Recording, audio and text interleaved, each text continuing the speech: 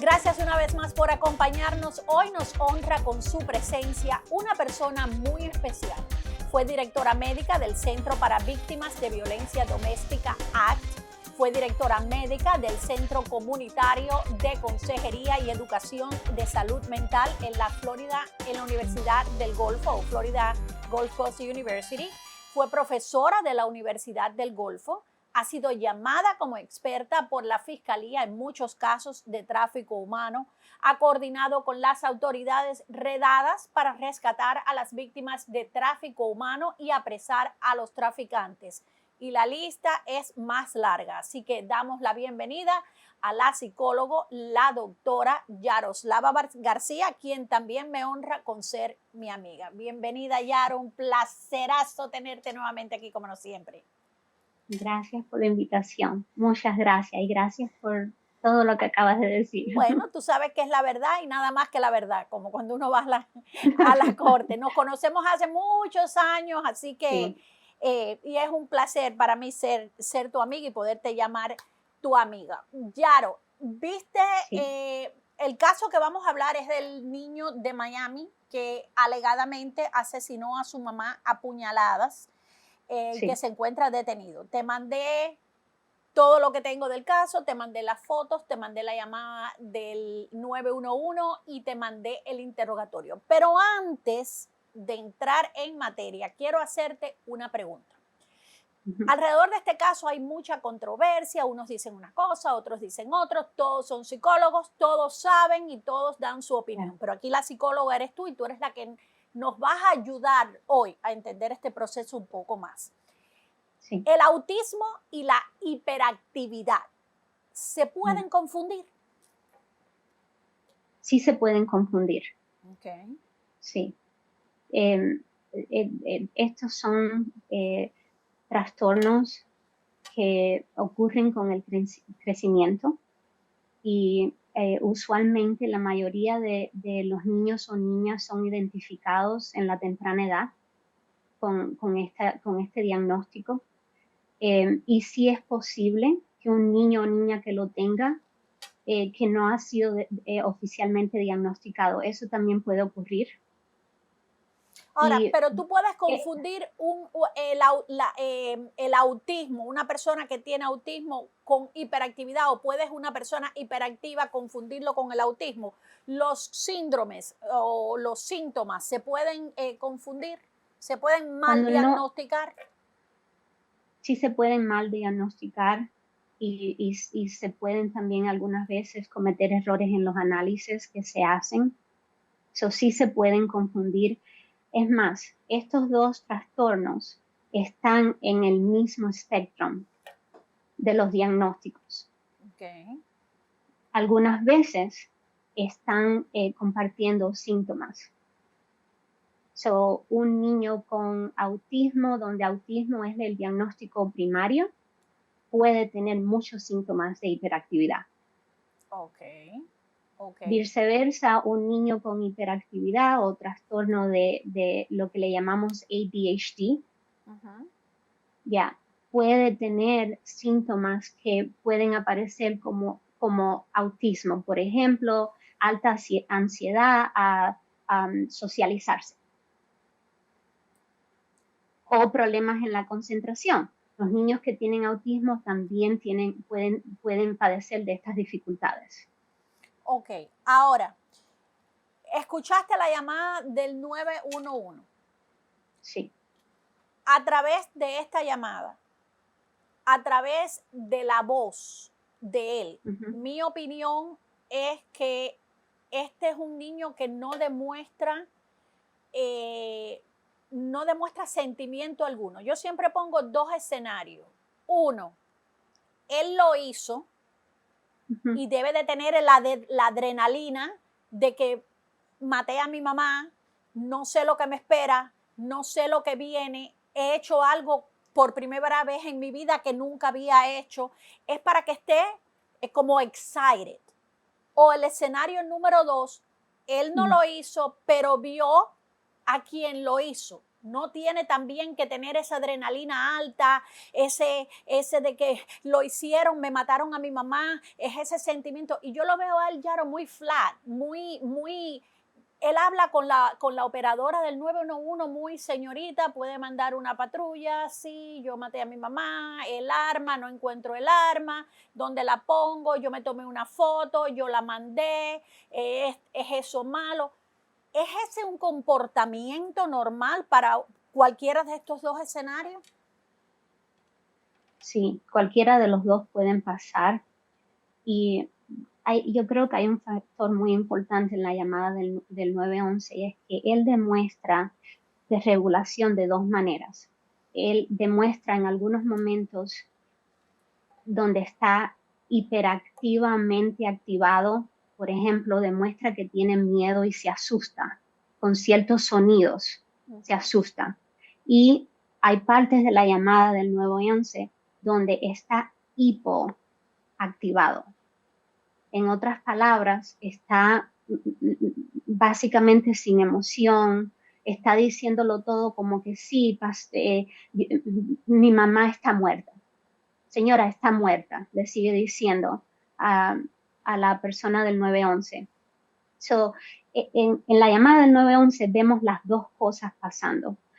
Algo muy importante de la llamada del 911 es que él tiene una regresión desplegada en la llamada del 911 donde se comporta como un niño de una edad mucho menos, de 13 años. Por ejemplo, dice que no sabe su dirección, necesita que le repitan las instrucciones muchas veces, instrucciones básicas. Eso también puede ser un factor donde sí está experimentando un nivel de estrés alto y no puede procesar información. Por eso necesita que le repitan tantas veces. Okay. Internamente sí está sintiendo miedo y sí está activado de esa manera y no procesa lo que le están diciendo porque internamente no puede procesar. Ok, ahora mira, hablabas de lo de la dirección. No se sabe, es normal que un niño de 13 años no se sepa su número de teléfono, no se sepa la dirección de su casa, pero se sabe la dirección de la escuela, porque durante el interrogatorio, cuando le preguntan a qué escuelas vas, y él dice, I matter, y el detective le pregunta, esa es la que está en la 20, no sé qué, y él dice, sí. O sea, se sabe la dirección de la escuela, no se sabe la dirección de su casa, no se sabe su número de teléfono, pero sabe los dos tipos de armas que tiene el padrastro, que una es una Beretta y que la otra es un Glock. ¿Es esto normal? Sí lo es para alguien de 13 años que quizás tenga otros problemas cognitivos, que de nuevo no sé exactamente cuál sería el diagnóstico con la información que tengo, pero a esa edad ligado con otros trastornos cognitivos sí es posible. Y la explicación es la siguiente. Y usualmente los adolescentes son bastante selectivos en qué información se recuerdan porque tienden a recordarse lo que más le importa. So, si le gustan las armas y le importan las armas, es muy común que puedan saber información sobre las armas en detalles. Y información básica como el número de teléfono, hoy en día es muy común que los adolescentes y hasta los adultos no recuerden ese tipo de información. Y también es común que un adolescente no se sepa la dirección completa. Depende mucho eso también de factores relacionados con el ambiente. O sea, si los padres lo ayudaron repetidamente a que se aprenda la dirección o no. Ok. Ahora, en la llamada, ¿qué él está siendo guiado por la operadora? ¿Qué tú puedes leer en ese comportamiento de él? Yo veo ya casi al final de la llamada, que él se asusta cuando la policía llega, que él dice, are they gonna kill me? Me van a matar. Miss, are they gonna kill me? Ahí yo le siento un poco de miedo y que ella le dice, no, they're not gonna kill you. Y entonces ella Yeah. se asegura de que él salga y entonces ella le dice, Miss, they're opening the door, they're here, Yeah. they're opening the door. Y entonces ella le dice que no tengas nada en las manos y él llega un momento en que habla rápido que dice, I don't have anything in my hands, I put the phone on the floor. Ahí es donde yo único veo que él está como con un poco de miedo. ¿Qué tú puedes leer en esta llamada desde que él empieza a hablar con la operadora? Hay otro incidente parecido a esa misma demostración de miedo, que es lo que se le llama un startle response. Y él está teniendo un miedo hiperactivo de pronto. Y ocurre mucho antes en la llamada, donde él está buscando algo con la dirección de su casa, está buscando algún documento para dárselo a la representante del 911 y se cayó algo al lado de él, en lo que él buscaba eso y también gritó. Algo cayó dentro de una cartera, creo que fue una cámara que cayó dentro de la cartera de la mamá. Y ahí puedes ver que está teniendo ese tipo de respuesta donde está asustado, está respondiendo alerta. Ok. Ahora, y el que cada vez que le pregunten algo, él evade la conversación y le dice a la operadora, my stepfather is a truck driver. Él desvía la conversación al padrastro. What is my stepfather going to say? My stepfather has 2 guns. My stepfather this, my stepfather that. Todo desvía la conversación al padrastro y la parte en que dice, Miss, I have some other family members that they can take care of my sister. Y yo no quise hacerle daño a mi hermana tampoco. Y hay unos familiares que pueden... ¿Por qué? ¿Por qué desvía la conversación al padrastro? ¿Está mandando él algún mensaje subliminal sobre el padrastro en esa llamada? Yo diría que no. Yo diría que, y esto es muy común, donde una vez que alguien hace algo tan significante, hay momentos, literalmente segundos, donde el cerebro le trae información sobre las consecuencias. Y puede ser que subconscientemente él ahí tenía momenticos de preocupación, de qué me va a pasar, o qué le va a pasar a mi hermanita, o qué va a pasar con todo esto. ¿Qué viene ahora? Puede ser que eso es lo que estaba ocurriendo en esos momentos donde él estaba haciendo estas preguntas. Okay. Ahora, él demuestra durante la llamada del 911 que despliega algún tipo de preocupación por su hermanita, que le importa a ella, donde dice que otros familiares la pueden cuidar. Sí, él dice, yo tengo otros familiares que la pueden cuidar, pero ¿es este comportamiento normal en un muchacho que dicen que era alumno ejemplar, que sacaba notas straight A's,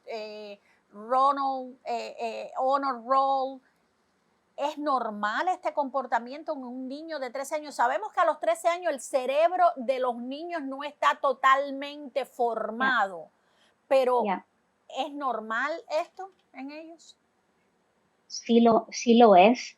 Es más, hay muchos casos documentados donde un adolescente cometió violencia severa y tenía A y B académicamente. Sí puede pasar. No siempre hay una correlación entre no estar haciendo bien en la escuela y tener malos grados y hacer crímenes violentos. Cuando miras los estudios sobre esto, es casi 50-50%. El 50% de las veces son niños que académicamente están funcionando muy bien y hacen esto. Okay. Sí, y es otra discrepancia que está ocurriendo con este caso, donde él le está yendo bien académicamente, pero su funcionamiento práctico, puedo ver en la llamada y en la entrevista de la interrogación que su funcionamiento práctico no está bien. Okay. Entonces tú puedes decir que Él él tiene algún tipo de problema. está contemplando suicidio, lo había estado contemplando. Sí. Eso me dice que su funcionamiento práctico en relación a su interacción interna no estaba bien. Su funcionamiento práctico, aquí está otro ejemplo. Después que él hace lo que hace con su mamá, decide tomarse una foto y mandársela a un amigo que ni tan siquiera sabe el nombre del amigo. Lleva mucho tiempo hablando con él, pero no le sabe el nombre real. Le puso un nombre, problema con el funcionamiento básico. A eso es lo que me estoy refiriendo. Esto es un niño que académicamente puede tener A y B, pero prácticamente no funciona. ¿Y tú crees que en el diario no funciona bien? ¿Que tiene algún tipo de problema cognitivo, para no decir mental? Yeah. Con seguridad yo puedo decir, después de haber escuchado la llamada y estudiado la interrogación, de que tenemos una inmadurez de la edad emocionalmente y cognitivamente.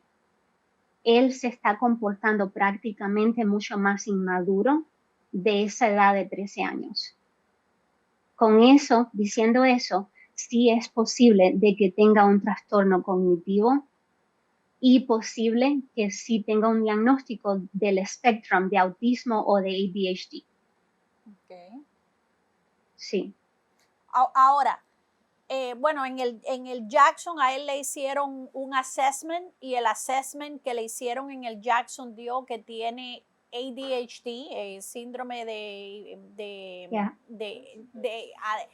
déficit de atención y con hiperactividad y que tiene algún tipo de autismo también. Eso se está todavía estudiando. La defensa quiere que le hagan más exámenes, más cosas, pero eso fue lo que arrojó el assessment que le hicieron a él en el Jackson. Pero tú viste las fotos que yo te envié. Sí. Tú viste las fotos del crimen. Tú viste cómo quedó la madre. ¿Crees tú, habiendo visto todo lo que has visto, siendo psicólogo y habiendo visto casos horribles como este y más horribles que este, crees tú que un niño de 13 años que supuestamente era buen hijo, que era tranquilito, que la personalidad es así muy tranquila, muy calladita, muy callado, pueda haber sido capaz de cometer ese crimen? Te lo pregunto porque hay personas que dicen que no fue él, que fueron otras personas y que a él lo están obligando a culparse, a autoculparse, a echarse la culpa. ¿Crees tú que él pudo haber sido capaz, habiendo visto lo que viste y habiendo visto las fotos del crimen, de haber hecho eso? Sí, la respuesta es que sí.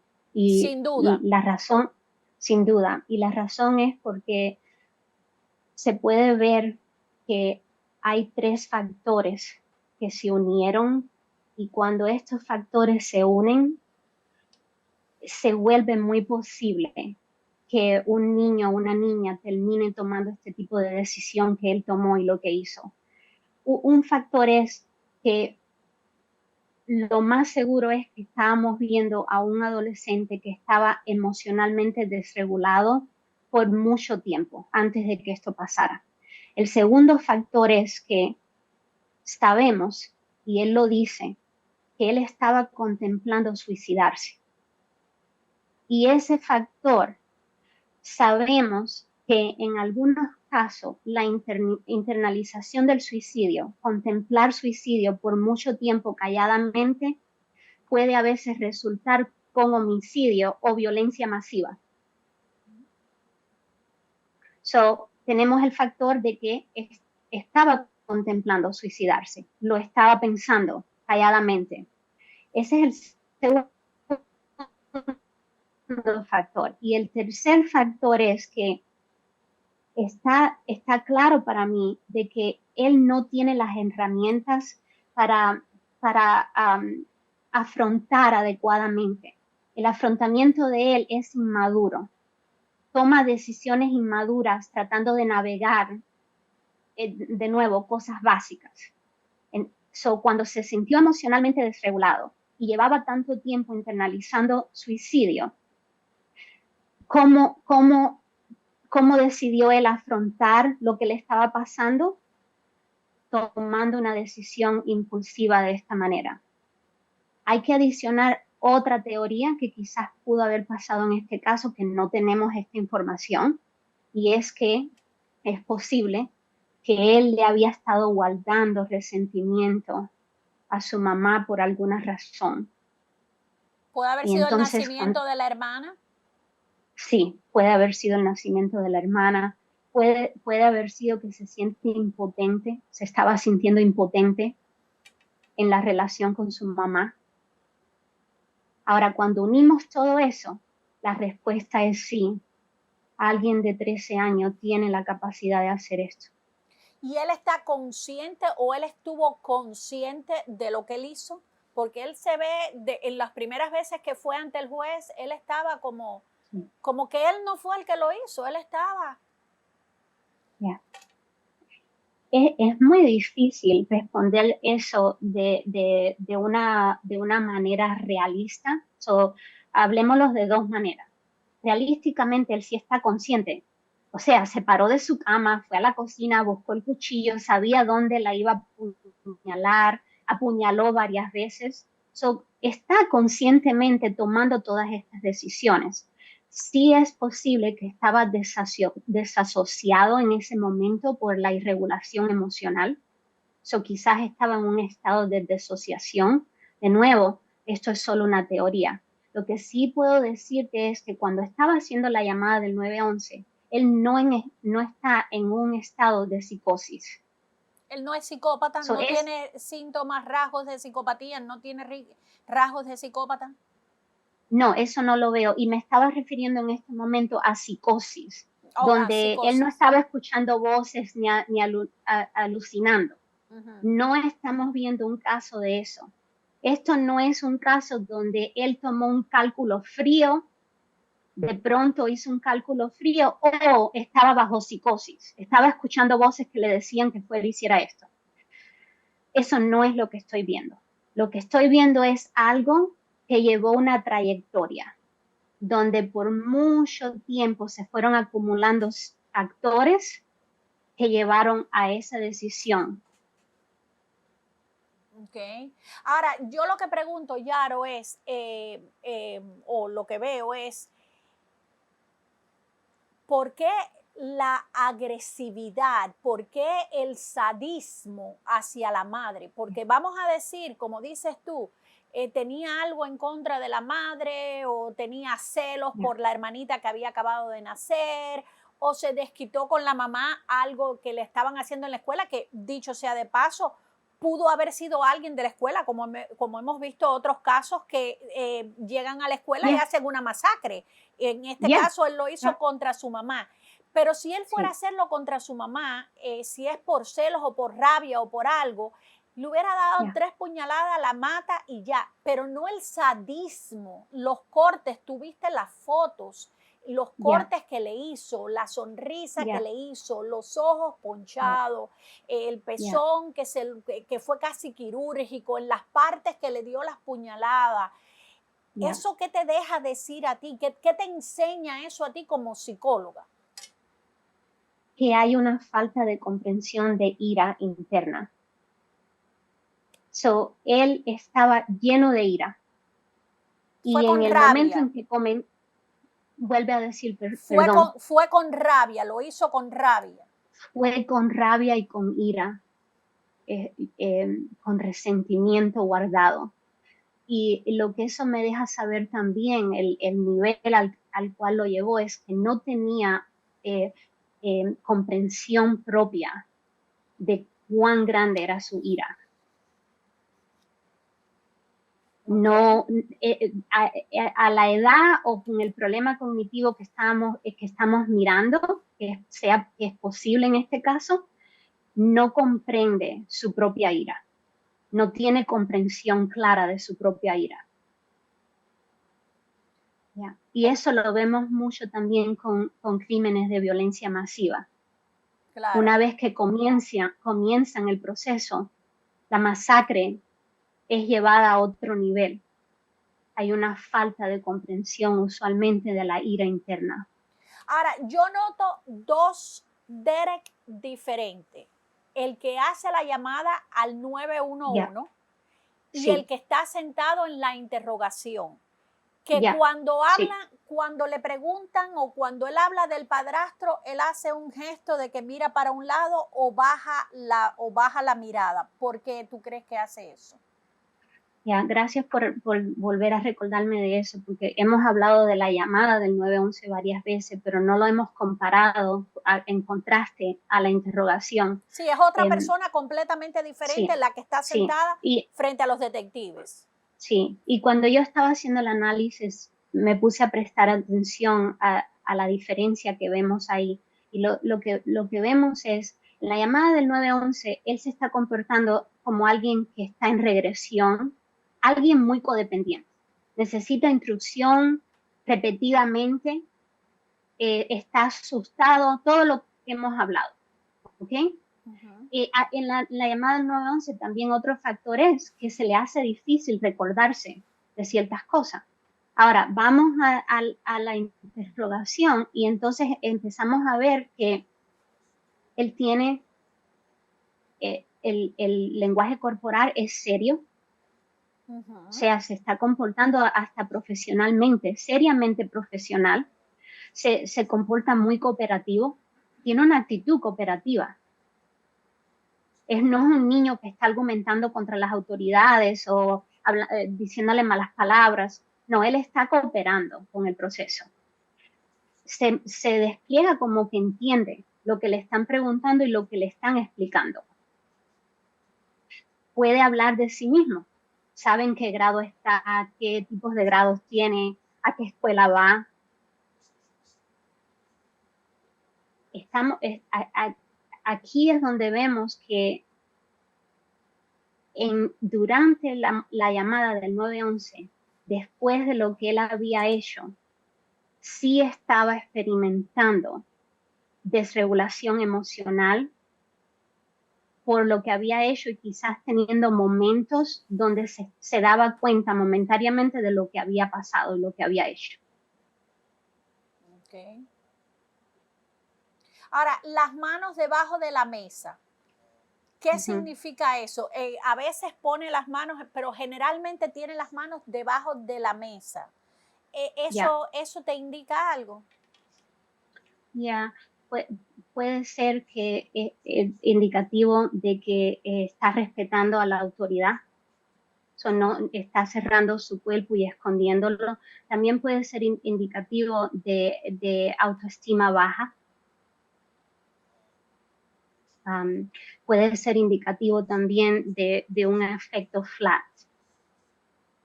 Cuando alguien tiene el afecto flat, tiende a tener el cuerpo caído, tiende a esconder la parte de arriba del cuerpo. Okay. Y la mirada que de momento hace así, mira para la mesa, mira un punto fijo en la mesa, no Ya, mira a la cara a los detectives. Cuando le dicen algo, hay algo ya, que triggers him, tú sabes, que él hace ya, así. ¿Qué puede ser sí. eso? Puede ser una demostración de que si tiene dificultades coleccionando información para responder. Le toma un poco más de tiempo coleccionar la información que necesita para responder. Puede ser una demostración de eso. También puede ser que tenga un comportamiento donde se ha acostumbrado a no fijar la vista o virar los ojos cuando se está concentrando. No quiere decir necesariamente que esté mintiendo o manipulando. Y la mención del padrastro, ¿por qué tanto el Sí, padrastro? ¿Por qué menciona tanto al padrastro? A mí me llama la ya, atención eso, porque en la llamada del sí, 911, siempre que le preguntaban algo, salía a hablar del padrastro. Y aquí en la interrogatorio, habla ya, también del padrastro y da el nombre del padrastro, todas las cosas y ya, baja la mirada. ¿Por qué? ¿Qué hay, qué hay con él y el padrastro? ¿Una mala sí, relación? ¿Una mala experiencia? ¿Qué hay con eso? ya. Es muy difícil saberlo, pero tienes toda la razón con la observación que estás haciendo. En la llamada del 911, por ejemplo, él tiende a referirse al padrastro como ¿qué va a pasar cuando él regrese? Exacto. Ya, y eso puede ser un despliegue de que sí le preocupa lo que el padrastro va a hacer o cree de él, o la opinión que el padrastro tiene de él. Puede ser eso. Puede ser también que le tenga miedo. So, aquí estamos ahora en teorías donde no sabemos con seguridad. Otro factor que, puede jugar aquí con lo del padrastro es que el padrastro eh, pudo haber tenido un desconecto inmenso con él. So, él simplemente está pensando en lo que usualmente pasa, que es que el padrastro va a regresar, pero no están emocionalmente conectados de ninguna manera. Ese puede ser otro factor. Ok. So, él se está enfocando en lo que siempre pasa, que es que él va a regresar. Sí. ¿Qué va a decir cuando él Ujú. regrese? ¿Qué va a hacer cuando él Sí, regrese? Ahí también yo veo, ¿no? Durante la entrevista, como te decía, que yo veo a dos Derek. El de la llamada al 911, que se ve un niño como más tranquilo, como más sumiso, que sigue instrucciones y todo es, Miss, I took a ujú, picture and I sent it to my friend. Is that bad? Miss, I touch a lot ya, of things in the house. Is that ya, bad? Miss, es como más de follow directions, ¿no? De seguir ya, instrucciones. Aquí yo lo veo más como que, como, como proud, como, no sé si será proud la palabra o consciente de lo que él hizo, que cuando le preguntan de qué tamaño era el cuchillo, como lo hace así, lo enseña así, de qué color era el handle, ujú. era purple. Yo veo como puede tener este niño trastorno de personalidades también. Yo no estoy viendo eso. Lo que yo veo más es que quizás en la interrogación ya él estaba en un estado de que no me queda nada que hacer, lo mejor que puedo hacer es cooperar. Y pienso que una de las cosas que sí son similares entre la llamada del 911 y la interrogación es que durante todo el tiempo él sí se comporta como un niño respetuoso, Sí. como un niño que respeta y que es tranquilo. Él se comporta con cierto nivel de tranquilidad, aun cuando está asustado en la llamada del 911, continúa pidiendo instrucciones, continúa pidiendo que le repitan las cosas varias veces. Ok. Ahora, Yaro, otra cosa, él desde un primer momento, él dice que él lo hizo.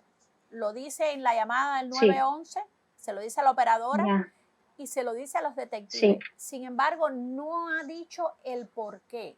Cada vez que le preguntan el ya, por qué, él evade, por lo menos en el ya, interrogatorio, él evade la respuesta. En el 911 no se sí, sabe porque lo que tenemos es lo que mandaron las autoridades y parece que las partes principales, como es ese caso cuando la operadora le pregunta, why did you kill your mom? Or why did you do that to your ya, mom? Él ponen otra cosa porque parece que esa parte la cortan y pegan la llamada ahí. Pero sí, en el interrogatorio él no ya, lo dice.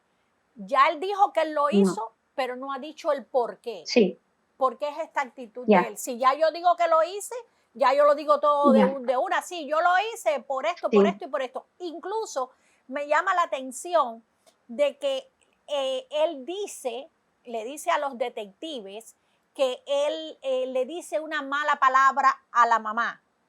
Una mala sí, palabra que para ser un niño nacido en este ya, país, que no habla Yeah. casi español, según tengo entendido, Yeah. decir la palabra que empieza con la M, Marí, Sí. a la mamá, Sí. no sé. Podemos regresar a ese punto si quieres, porque ese punto tiene que ver con mi análisis del nivel de ira que él estaba guardando hacia ella. Sí. Regresando a la otra parte que me estabas preguntando. Perdón, dime lo que me estabas preguntando Sí, que anterior ¿por qué no sí. lo dice? ¿Por qué no dice? Él dice, Sí, yo ¿por qué no dice? lo hizo, pero no dice el motivo. Yo, si fuera Yeah. yo digo, sí, lo hizo por esto, por Sí. esto y por esto. Ya. Sí, ya. Sí. Ok. Ahí también tenemos 3 o 4 teorías. Voy a ir una por una. Okay. Una teoría, y esta teoría es muy común usualmente cuando la persona que está enfrente de la autoridad está tratando de proteger algo. Algunas veces están tratando de proteger a una persona, están tratando de proteger la información. So, puede ser que lo esté haciendo por protección a algo y puede ser hasta protección de sí mismo. Ok, ¿qué estaría él tratando de proteger en sí mismo? Aquí viene la teoría número 2. En los adolescentes puede ser que tenga un sentido muy alto ahora mismo de vergüenza. Entonces, está percibiendo algo relacionado de por qué lo hizo con algo que lleva mucha vergüenza. Y por eso es que no lo quiere decir. Está evitando tener que decir algo que él siente que es muy vergonzoso. Okay. So, esa sería la teoría 2. La teoría 3 es que si tiene un sistema de culpabilidad donde sí se está sintiendo culpable por lo que hizo y lo empezó a sentir inmediatamente después de haber culminado. Si el sistema de culpabilidad ya está activado, él está recibiendo mucha información subconsciente de cuán terrible es él y lo monstruoso de lo que él hizo. Y puede ser que en la pregunta de que por qué es muy difícil responderla si la culpabilidad está interfiriendo con que puedas responder eso. Eso va a necesitar tiempo. ¿Y ese tipo de personas sienten culpa? ¿Las personas que cometen este tipo de actos tan atroces sienten culpa? Sí, sí pueden sentir culpa. En los casos donde estamos lidiando con alguien que tiene rasgos psicópatas, ahí yo diría que no es muy común que sientan culpa y la mayoría de las veces no están programados de esa manera a nivel neurológico para sentir la emoción de culpa. En este caso, yo sí veo rasgos donde él sí está sintiendo ciertas emociones, incluyendo miedo. Ahora, que él entienda que está sintiendo culpa, eso es muy difícil para alguien de 13 años de verdad discernirlo. So, quizás no va a entender el sistema de culpabilidad que está sintiendo hasta mucho más después. Ahora, hay una teoría que dicen que él hablaba de la forma que hablaba cuando habló con la operadora y eso porque o estaba drogado o estaba bajo algún medicamento. ¿Crees tú que eso es factible? Yo no estoy escuchando en la llamada algo que me diga, yo diría que no, eso no es lo que estamos viendo. No. Ok. Ahora. El comportamiento, perdón. Sí, no, sí, dime. No, dime.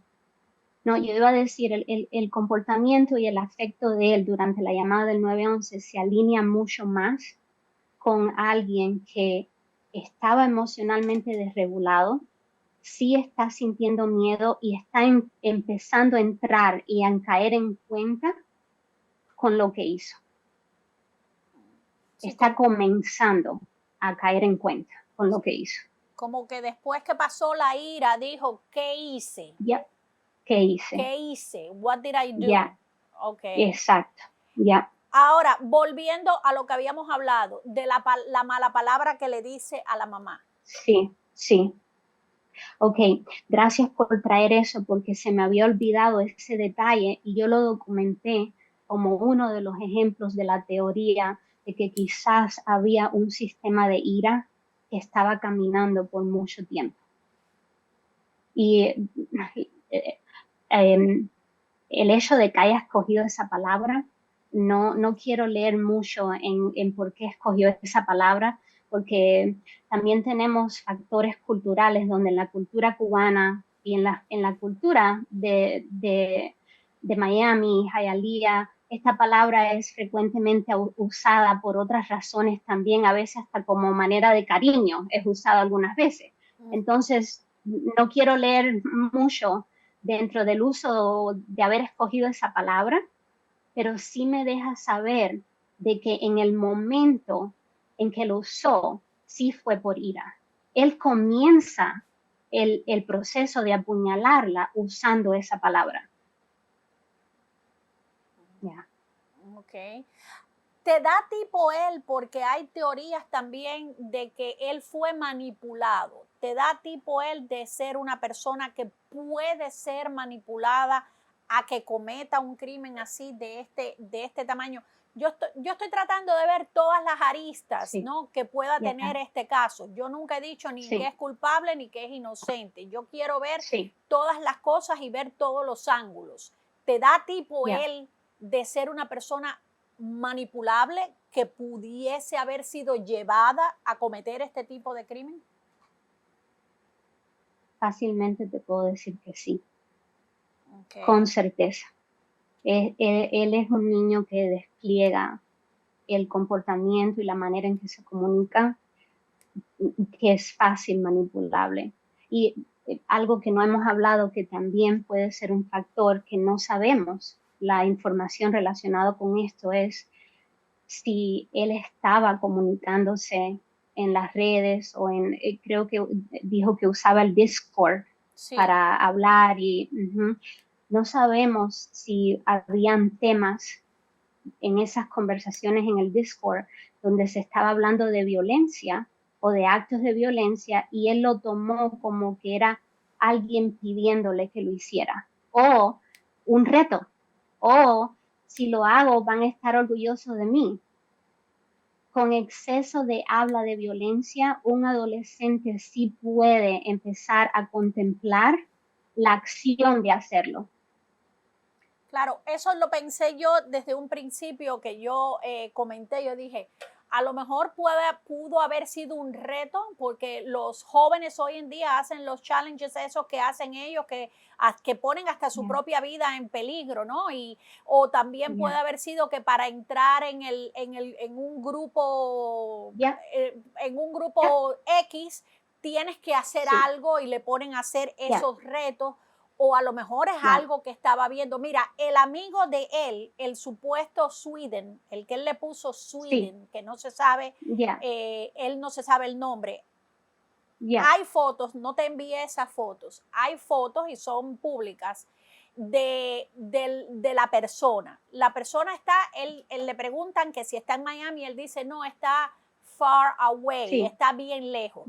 Basándome en las fotos que yo vi, de esa persona Sweden, que fueron los detectives a interrogarlos, le pusieron las fotos de Derek delante y supuestamente a él fue el que él le mandó la foto. A mí me da la impresión, por lo que yo vi en las fotos, yo estaba viendo las fotos con José y yo le dije, es una mujer, porque primero se ve una mano así y se ve que ella tiene un abrigo y el policía tiene un abrigo que es de una manga bien, tú sabes, bien puffy, no de los abrigos que se usan aquí en Florida. Le dije a José, eso es en otro estado para allá arriba. Después se le ven las manos, a mí me dan manos de mujer.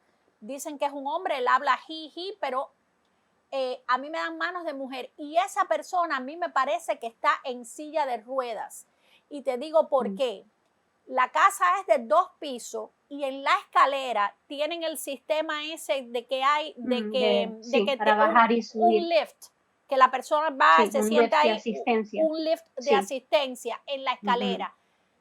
pudo haber sido Sweden o esta mujer o porque no se le ve la cara a la persona, se la tienen cubierta, no se sabe si es más joven que él, si es mayor que él, pudo haber sido manipulado por esta persona, a lo mejor esta persona tiene esos instintos, qué sé yo, uno tiene que tener mucho cuidado con los hijos y las redes sociales porque uno no sabe a lo que se están exponiendo los hijos de uno en las redes sociales.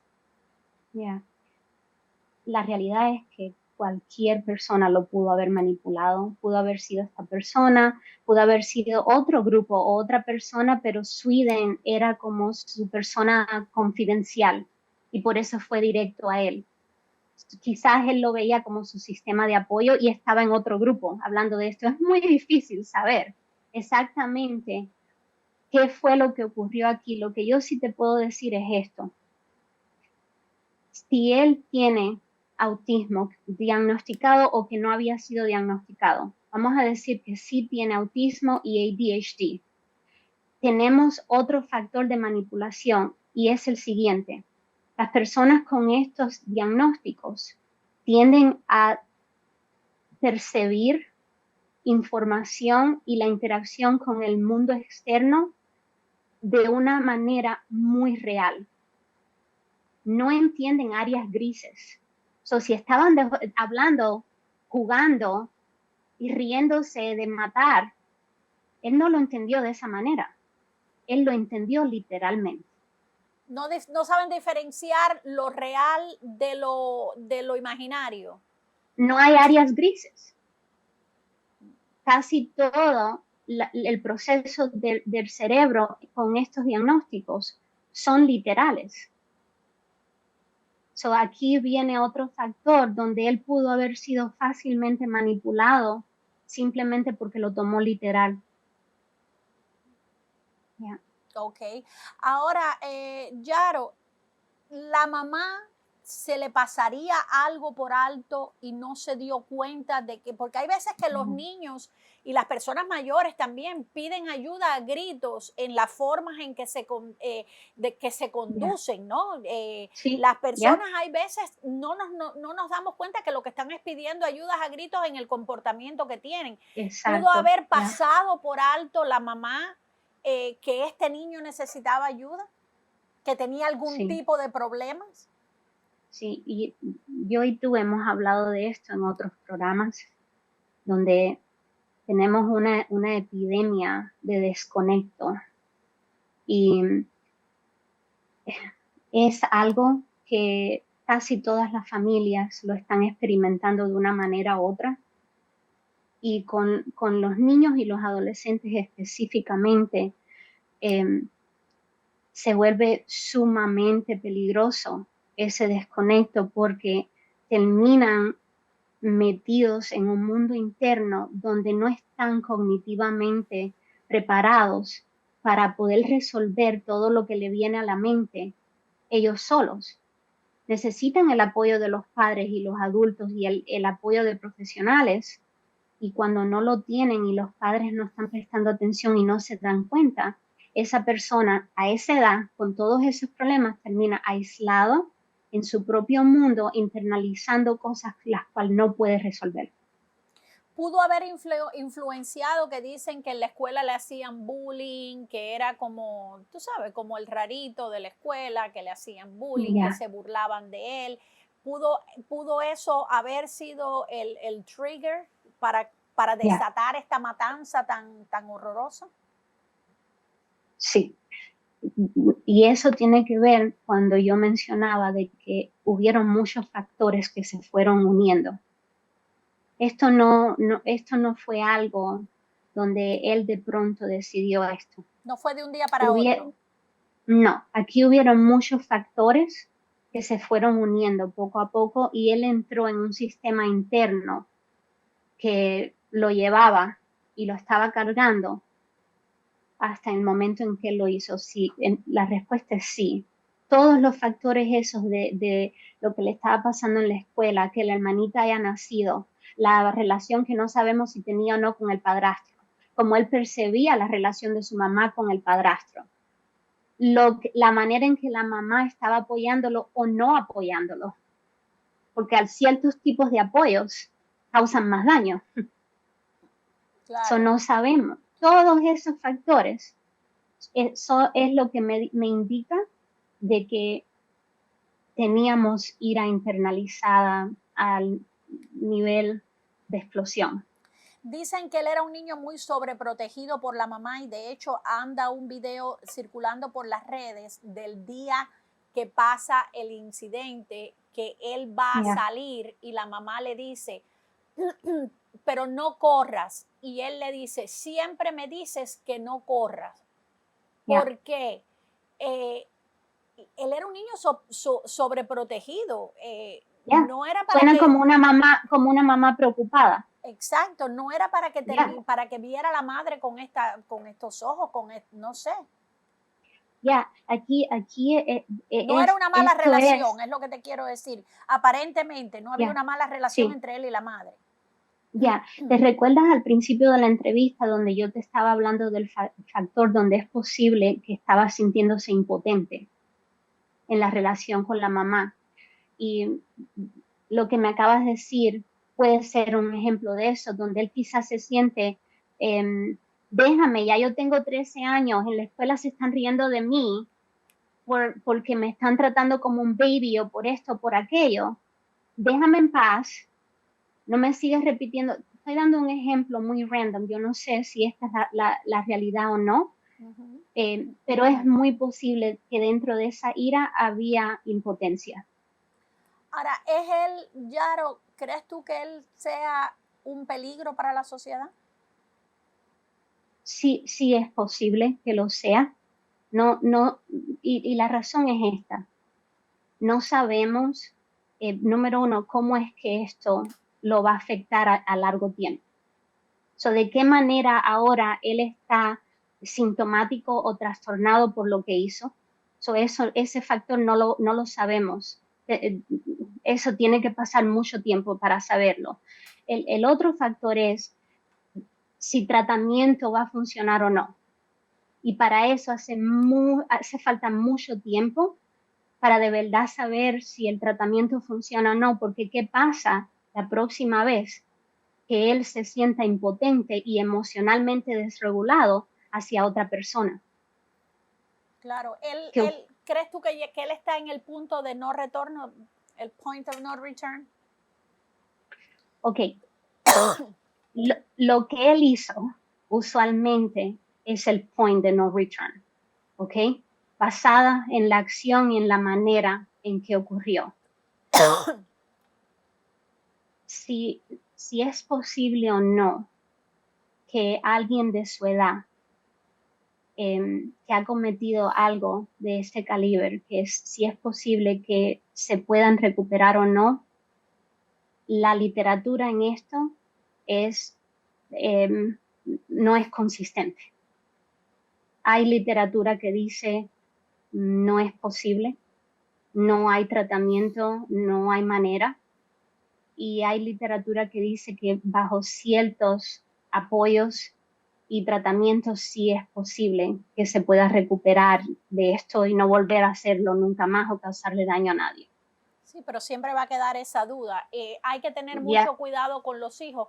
Esto es lo mismo que vemos a veces por ahí y oímos de los niños que matan animalitos, que ya, empiezan matando animalitos, matan un gatito, matan un perrito, matan a una ya. mascotica, empiezan pequeños, Lagartijos, lagartijas, empiezan pequeños ya, y cuando vienes a ver ujú, son grandes criminales, ¿no?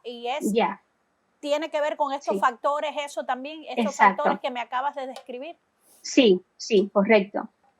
Esos factores de a temprana edad estar haciéndole daño a, a animalitos o quizás hacerles daño que algunas veces parece pasajero a otros niños, ya comienza a crear ese sistema de crueldad en el cerebro, donde puede ser cruel sin tener sentimientos.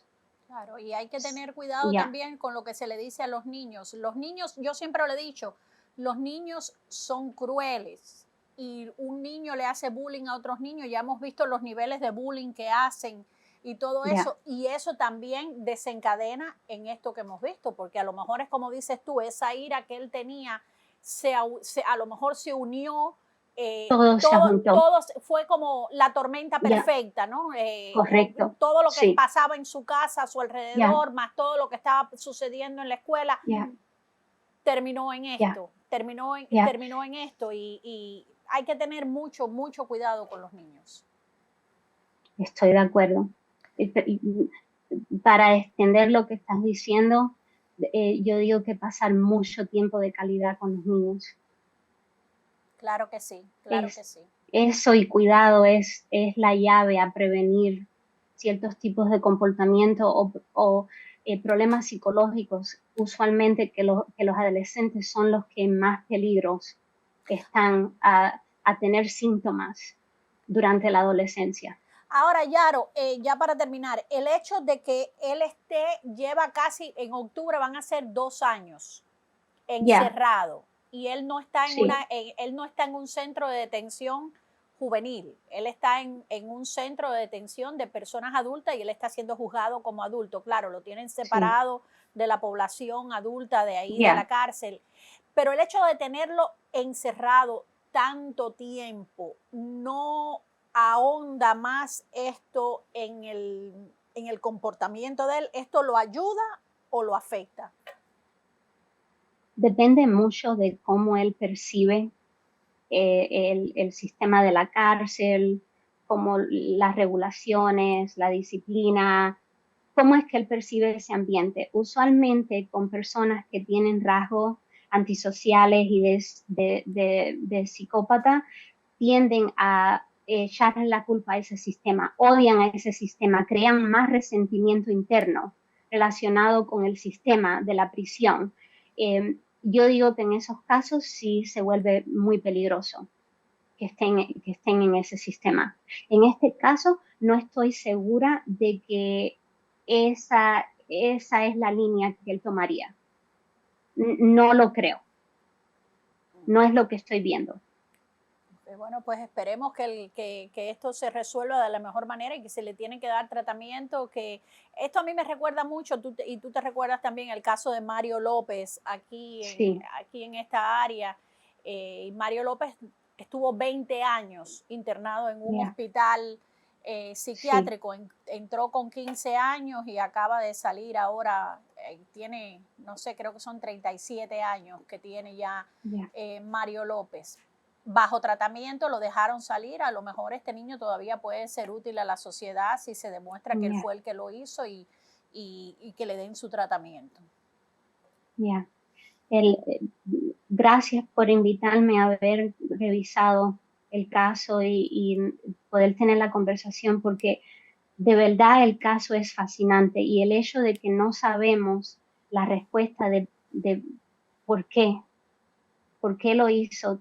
Todo eso todavía yo siento curiosidad en saber más del caso y saber más de él. Bueno, pues te voy a invitar nuevamente y según se vaya desarrollando el caso, te